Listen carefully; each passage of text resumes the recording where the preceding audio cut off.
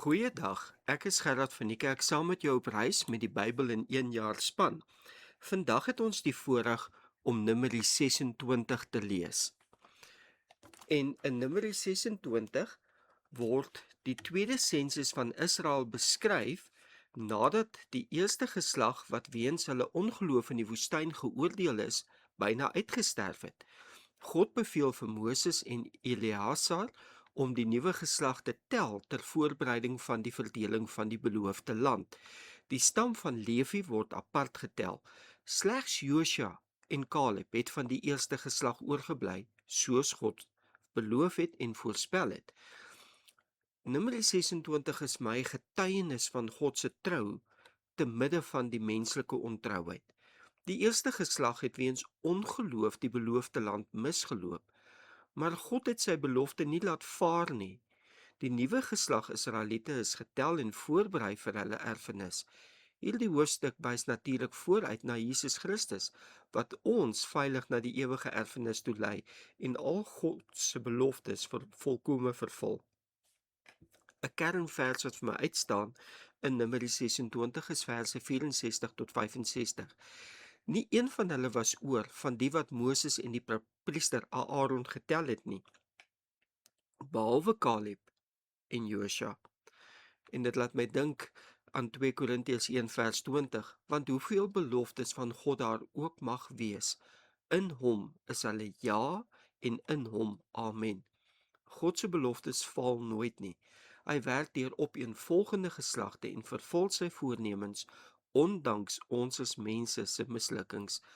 Hy bly getrou deur al die geslagte heen en lei sy volk deur Jesus Christus na hulle ewige erfenis. Ek wil graag 'n paar gedagtes rondom die teksgedeelte met jou deel om te oorweeg vandag. Eerstens sien ek hier, God se woord word altyd vervul.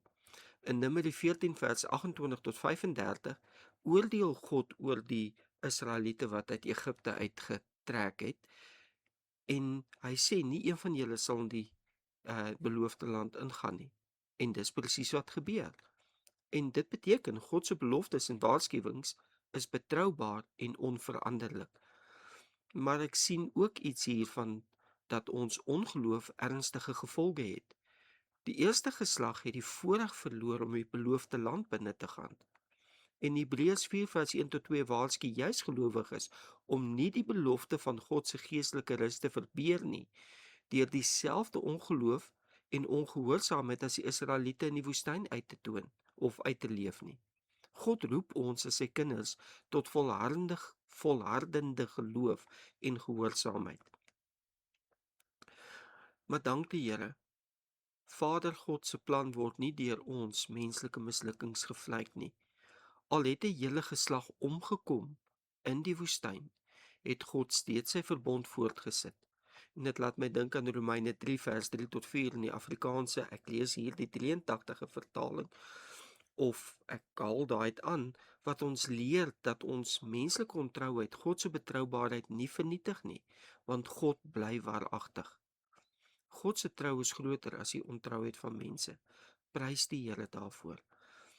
Ek leer ook uit hierdie hoofstuk uit dat God werk deur geslagte. Die tweede sensus wat hier plaasvind in Numeri 26 wys dat God nie net met individue werk nie, maar met sy volk deur die geskiedenis. Dit laat my dink op Psalm 105, verskoon op Psalm 100 vers 5. Ek lees uit die Afrikaans 53 vertaling, want die Here is goed, sy goedertierenheid is tot in ewigheid en sy trou van geslag tot geslag. Elke geslag het die verantwoordelikheid om die Here te ken en sy waarheid aan die volgende geslag oor te dra. En dan laastens, geloof en volharding word beloon. Josua en Caleb het die Here volkome gevolg en het die beloofde land ingegaan. Dit laat my dink aan Hebreërs 10 vers 35 tot 36, waar in die Afrikaans 83 vertaling staan: julle geloofsvertroue moet julle dus nie prysgee nie. Dit hou groot beloning in. Volharding is wat julle nodig het om die wil van God te doen en te ontvang wat hy beloof het. Die Here eer dus die wat in geloof volhard. Hierdie deel wys ook hier na Jesus Christus. Eerstens, Jesus is die een wat al God se beloftes vervul. Al die verbondsbeloftes van God vind hulle vervulling in Jesus Christus.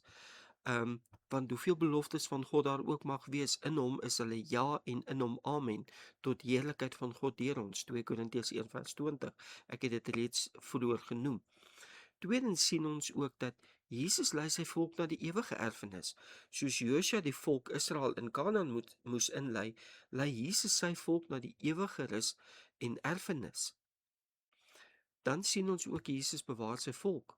Hoewel die hele geslag hier verlore gegaan het, het God 'n oorblysel bewaar. Net so bewaar Christus almal wat aan hom behoort. Lees gerus Romeine 8:29-30.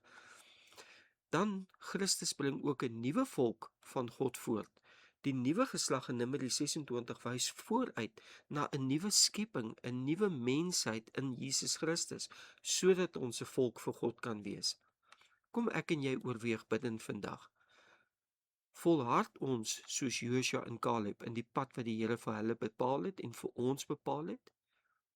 En vertrou ek en jy dat God getrou bly, selfs in tye van teleurstelling?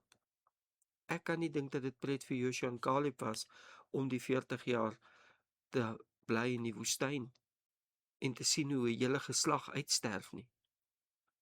En tog het hulle getrou gebly aan God en die belofte ontvang. En dan die vraag vir my en jou, dra ons geloof in Jesus Christus oor aan ons kinders, aan ons kleinkinders? Bid ons dat ons kinders en kleinkinders die Here sal ken en dien. Kom ons onthou om ons hoop te vestig op Jesus Christus en ons oog te hou op die pad wat ons stap van gehoorsaamheid deur die Heilige Gees om die ewige rus wat Christus beloof het in te gaan. Groete en seënwense vir jou in hierdie dag.